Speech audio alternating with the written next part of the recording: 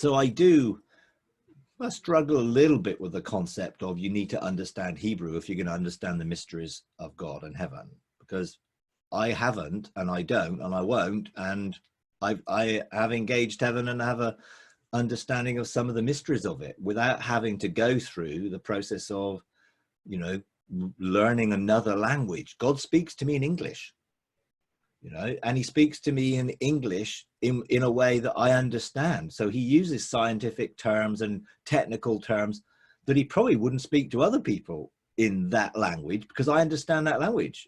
But he would speak to other people in different forms of English, if that's your primary language, without having to learn another one. You know, I'm quite happy for someone to have learned Greek and have translated something.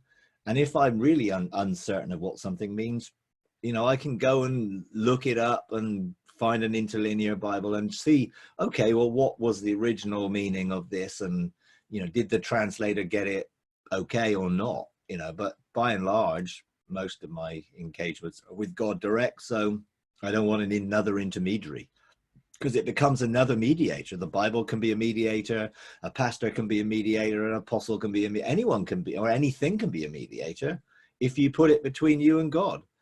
You know, I don't have to go through wisdom to engage God. Sometimes I love engaging with wisdom, but I don't do it as an intermediary to engage with God.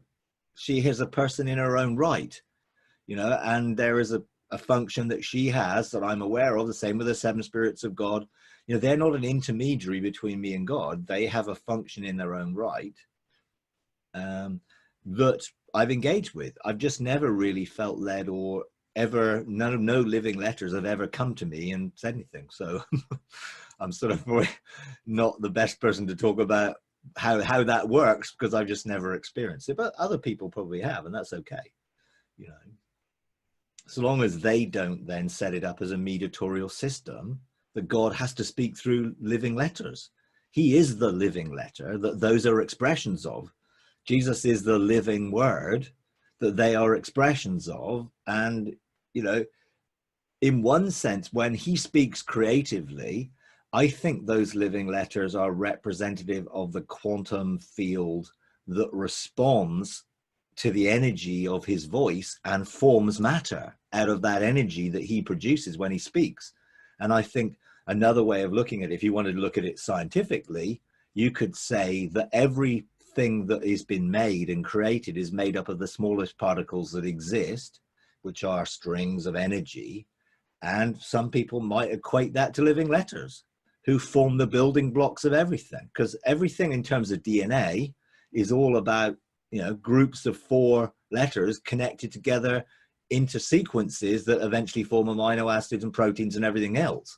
So I think you can break everything right down to the very basics, and the mechanics of it could involve the living letters, energizing stuff, perhaps. And I'm not sort of knocking that that might be how things function at an unseen level, but I'm sort of more interested in a relationship with the living word and the truth and the Father than a relationship with letters, particularly as they're, you know, another language that I don't know.